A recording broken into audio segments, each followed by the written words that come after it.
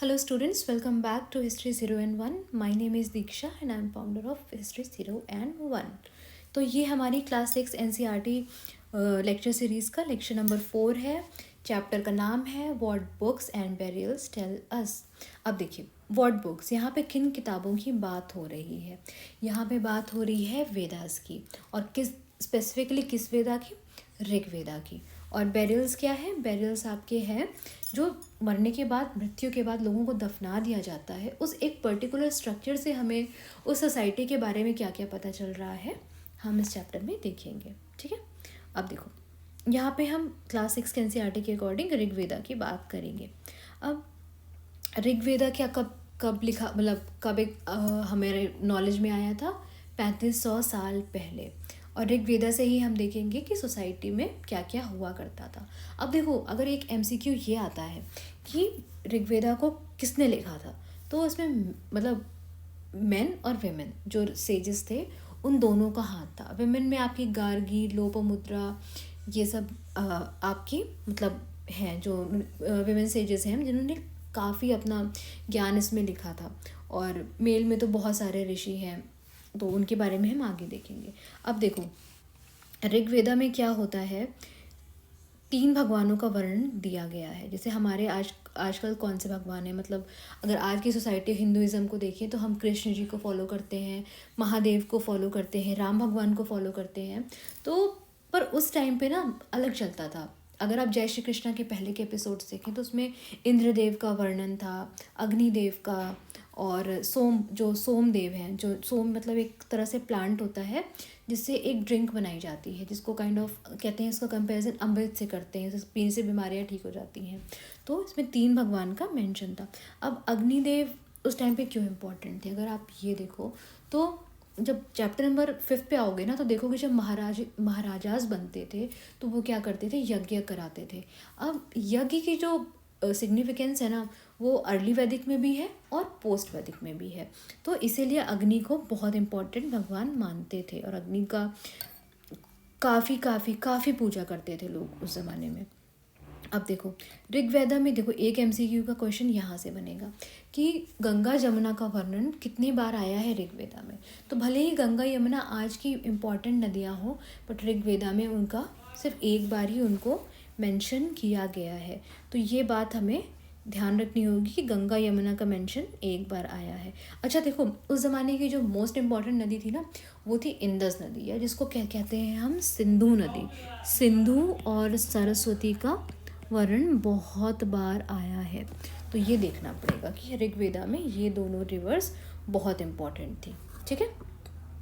अब जैसे कि राजा बन रहे थे, कैटल, हॉर्सेस एंड चैरिट्स. ठीक है, ये बहुत इंपॉर्टेंट टॉपिक है. अब देखो जैसे राजा थे, है ना, वहाँ पे अब राजा हैं तो ऑब्वियसली लड़ाइयाँ होंगी. अब लड़ाइयाँ कैसे होती थी और किस लिए होती थी, तो लड़ाइयाँ होती थी पानी के लिए, कैटल्स के लिए. मतलब कैटल्स इतनी इंपॉर्टेंस रखते थे कि आपस में दो लोगों के बीच में, दो राजाओं के बीच में लड़ाइयाँ हो जाती थी. अब और स्लेव्स के लिए जो वहाँ पे मतलब लोगों को पकड़ के वो उनको कैप्चर करके ले जाते थे. अब देखो स्लेव वर्ड एग्जैक्टली नहीं यूज़ करेंगे, बट लैंड, वाटर, कैटल और पीपल के लिए लड़ाइयाँ होती थी. अब ऋग्वेदा में बहुत सारी प्रेयर्स हैं. किस लिए, देखो अर्ली ऋग्वैदिक सोसाइटी ना मेल डोमिनेटेड सोसाइटी थी. यहाँ पे लड़कों को बहुत महत्व दिया जाता था. तो बहुत सारी प्रेयर्स अगर आप ऋग्वेदा में देखो तो बेटों के लिए है और कैटल्स के लिए है. ठीक है, तो ये बात हमें ध्यान रखनी पड़ेगी. अब देखो यहाँ के राजा और चैप्टर 5 के राजाओं में बहुत अंतर था. जो ये राजा है ना यहाँ के, इनको मूवी वाले राजा से बहुत अलग है. जब मैं चैप्टर 5 पढ़ाऊँगी तो आपको बोलूँगी कि जो महाराजाज हैं वो बाहुबली मूवी की तरह थे.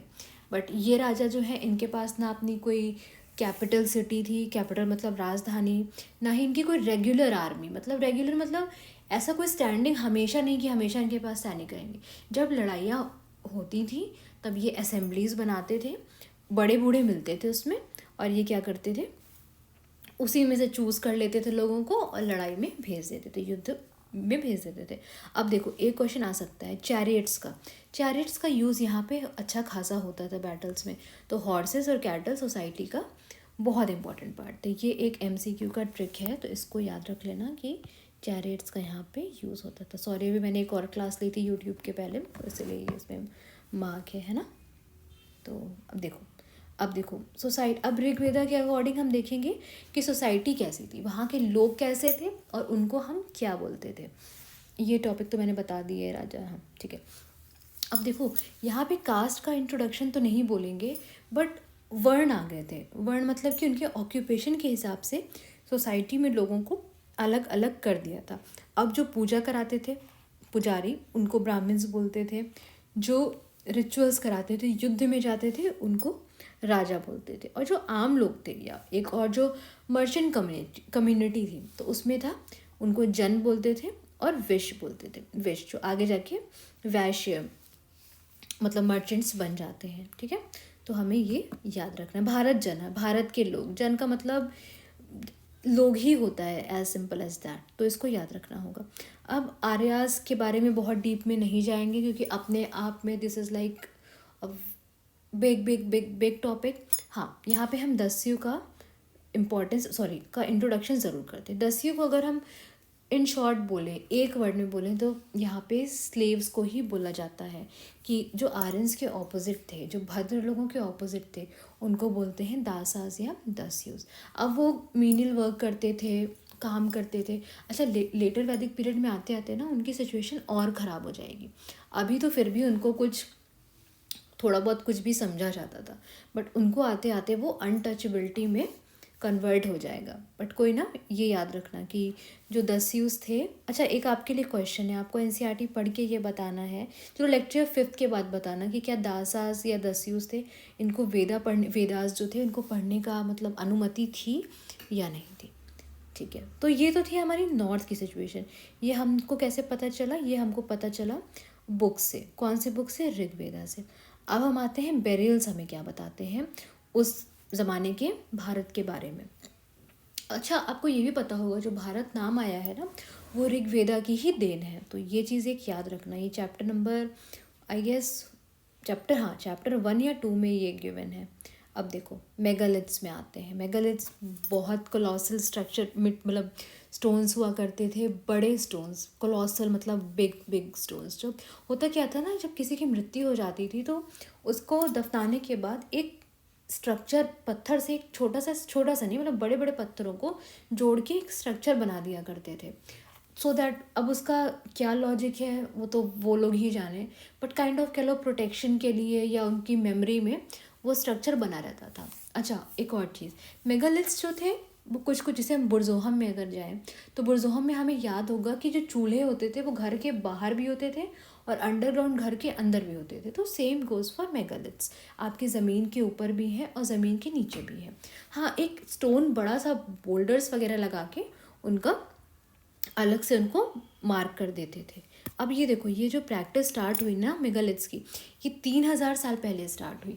और ऐसा नहीं है कि ये सिर्फ साउथ इंडिया में थी, ये डेक्कन में भी थी, ये नॉर्थ ईस्ट में भी थी, और इवन कश्मीर में भी, और उसके बाहर भी हमको इसका देखने को मिलते हैं मेगालिथ्स। तो ये चीज़ हमें ध्यान रखनी पड़ेगी।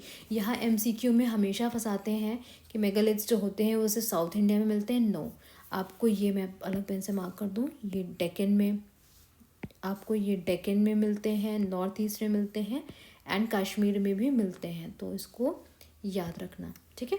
अब देखो मेगालिथ से अगर आप याद करो, मेगालिथिक कोई साइट जो बहुत इंपॉर्टेंट है, तो एक मैप 2 में, मतलब चैप्टर नंबर 2 में एक मैप था आपका ब्रह्मगिरी का, मेगालिथिक साइट्स में। तो जो ब्रह्मगिरी है ना, वहाँ पे जो मेगालिथिक स्ट्रक्चर मिला है, उसके थ्रू हम वहाँ पे जो सोसाइटी में अलग अलग अमीर और गरीब के बीच में जो भेदभाव आ चुका था, हम उसकी मतलब जांच पड़ताल कर सकते हैं। कैसे?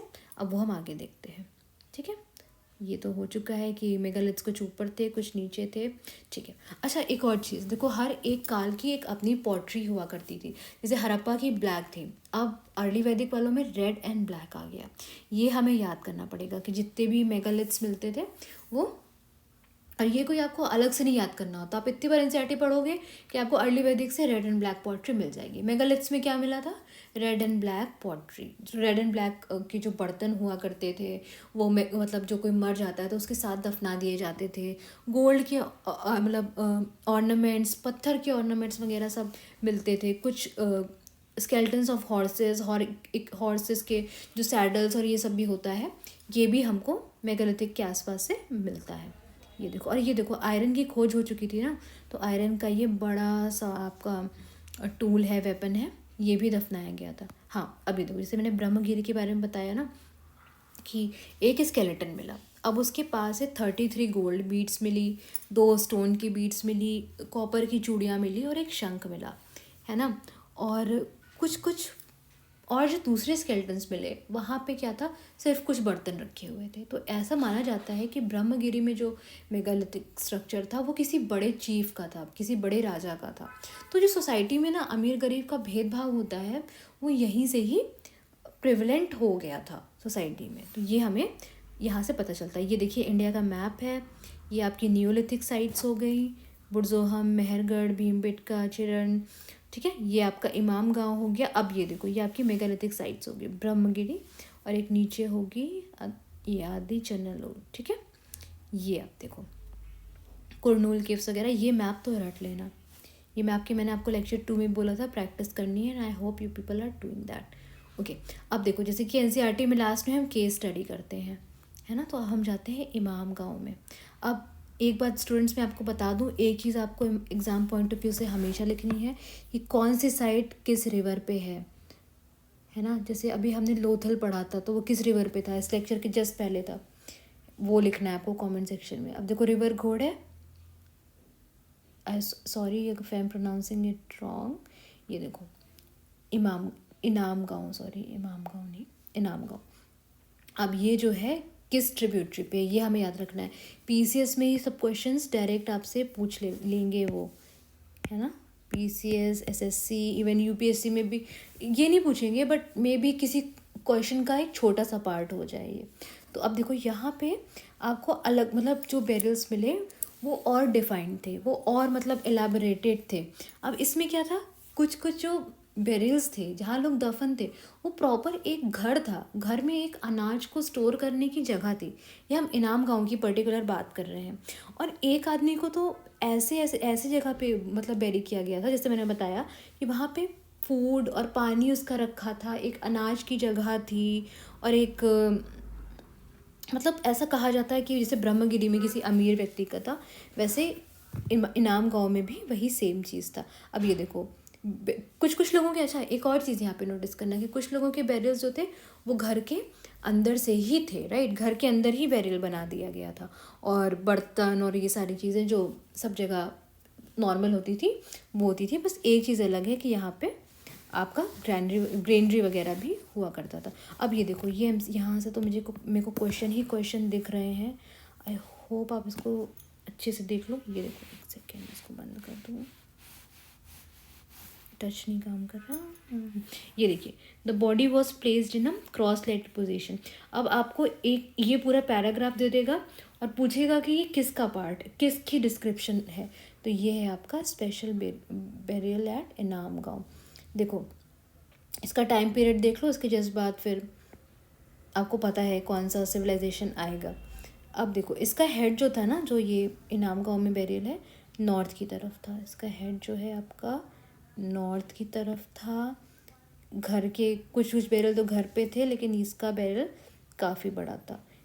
4 leg clay jar in the courtyard in the center, one of the largest houses at the site। तो इससे हमें सोसाइटी के बीच में जो डिफरेंस था ना वो काफ़ी क्लियर हो गया था। तो बैरियल से हमें क्या पता चलता है, सोसाइटी के बीच का डिफरेंस, उनकी पॉटरी क्या थी, आयरन की खोज हो चुकी थी उसके बारे में पता चलता है, और मतलब गोल्ड की खोज हो चुकी थी, गोल्ड भी साथ में बेरी करते थे। ये सारी चीज़ें हमें पता चलती है। और बुक से हमें सोसाइटी में अलग अलग वर्ण के आधार पे लोगों को अब डिवाइड किया जाने लगा था, और मेल डोमिनेटेड सोसाइटी थी। और आपकी राजाज जो थे उनके पास क्या क्या प्रिविलेजेस थे, जैसे अर्ली वैदिक राजाओं के पास कैपिटल सिटी नहीं थी, तो ये सारी चीज़ें हमें पता चलती हैं। चलो, आई होप अब लेक्चर 5 के लिए आप लोग वेट करिए, इस लेक्चर को देखिए। कोई भी फीडबैक हो तो प्लीज़ कमेंट सेक्शन पे आप रीच आउट कर सकते हैं। Thank you so much, have a nice day.